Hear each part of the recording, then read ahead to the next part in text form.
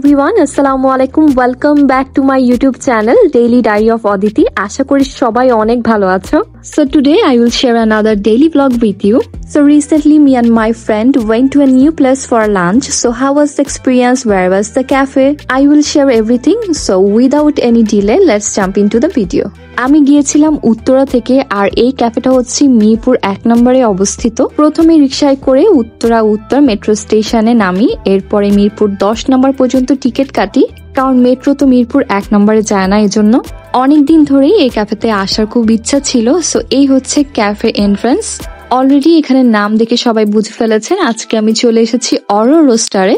The ambience here is absolutely lovely, so cozy and so calming.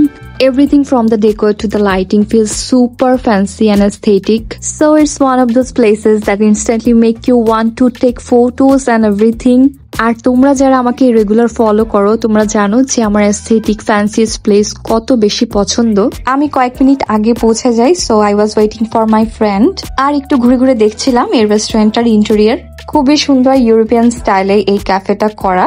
কিছুক্ষণের মধ্যে আমার friend মৌ চলে আসছে, সো আমি ওকে বলছিলাম যে এই জায়গাটা আমার অনেক পছন্দ হয়েছে, ও বলছিল ওর কাছে অনেক ভালো লেগেছে।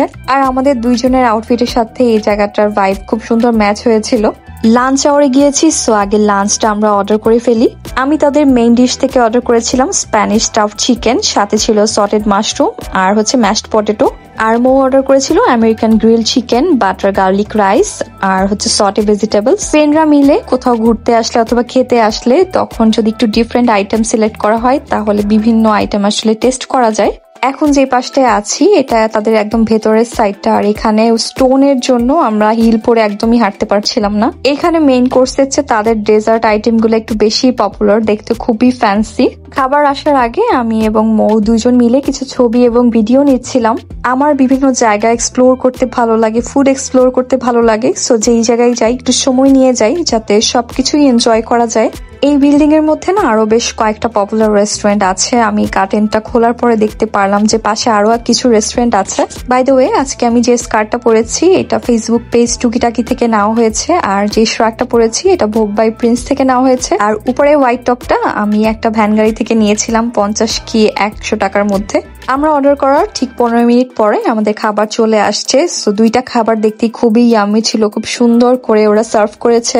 এই প্ল্যাটার গুলার প্রাইস ছিল 400 থেকে 450 টাকার মধ্যে। খাবার ঠান্ডা হয়ে যাবে এজন্য আমরা খাবার আসার সাথে সাথেই খেতে বসে পড়েছি।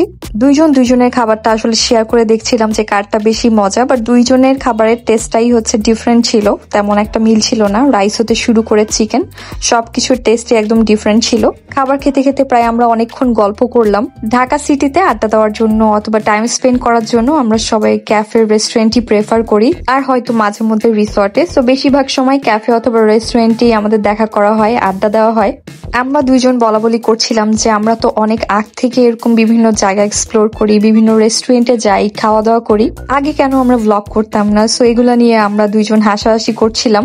আগেও আমরা এরকম ভিডিও করতাম, ছবি তুলতাম, জাস্ট আমাদের ব্লগ করা হতো না, ভিডিও পোস্ট করা হতো না। But it's okay, a fresh start is always possible, right? And with your support will keep making blogs and share all our experiences, both good and bad.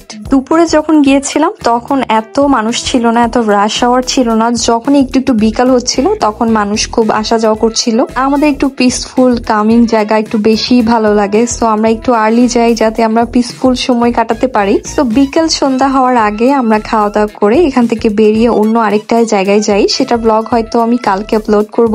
আজকের daily ব্লগটা এই পর্যন্তই, আশা করি তোমাদের কাছে ভালো লাগবে। তোমরা যদি এরকম আরো ব্লগ দেখতে চাও অবশ্যই আমার চ্যানেলটিকে সাবস্ক্রাইব করবা। সবাই সুস্থ থাকবা, ভালো থাকবা, আল্লাহ হাফেজ।